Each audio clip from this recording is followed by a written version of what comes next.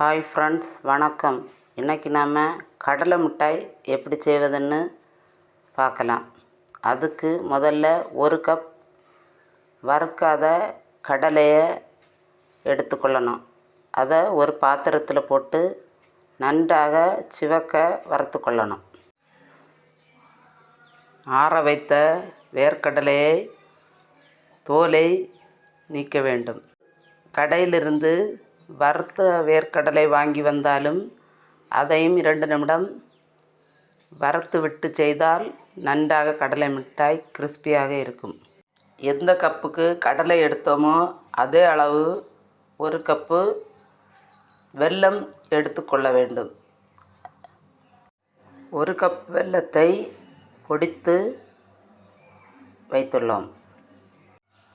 ஒரு கடாயை எடுத்து 1/4 கப் தண்ணீர் விட்டு தண்ணீர் கொதித்தவுடன் அந்த வெல்லப்பொடியை சேர்த்து பாகு காய்க்க வேண்டும். பாகு பதம் கவனமாக இருக்க வேண்டும். பக்கத்திலே ஒரு பவுலில் தண்ணீர் எடுத்து வைத்து கொள்ள வேண்டும்.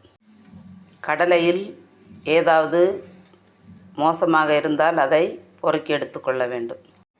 ஒரு பாத்திரத்தில் நெய் தடவி வைத்து கொள்ள வேண்டும். தண்ணீர் கொதித்தவுடன் வெல்லத்தை போட்டு பாகு காய்க்க வேண்டும்.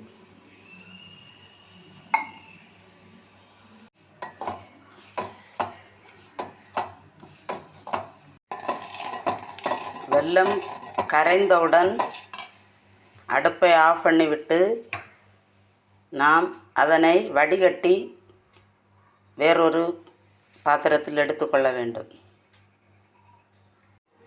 வடிகட்டின பாகில் தூசி எல்லாம் போயிடும்.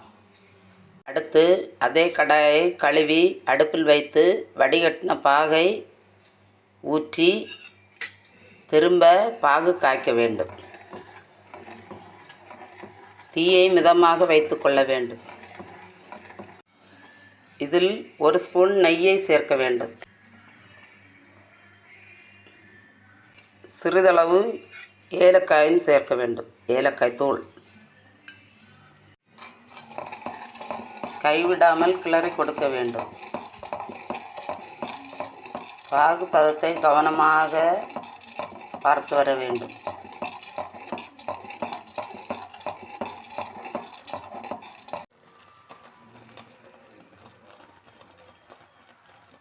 இது பிரிந்து போகிறது. இது பதம் அல்ல. பொறுமையாக கைவிடாமல் கிளறி கொண்டே இருக்க வேண்டும். ஒரு 7-8 நிமிடங்கள் ஆகும்.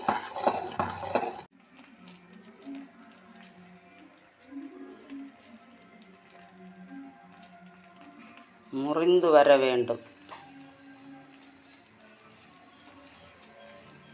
இன்னும் கொஞ்ச நேரம்.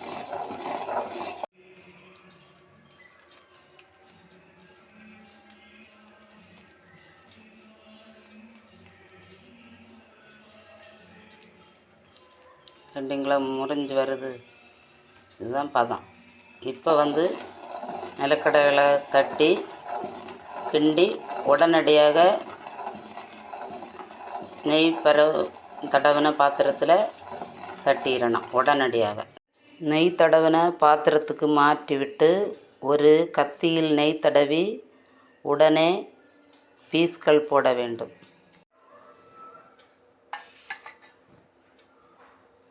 நன்றாக ஆற வைக்க வேண்டும். இப்போது சுவையான கடலை மிட்டாய் தயார். நம்ம சேனலை லைக், ஷேர் அண்ட் சப்ஸ்கிரைப் பண்ணுங்கள். தேங்க்யூ.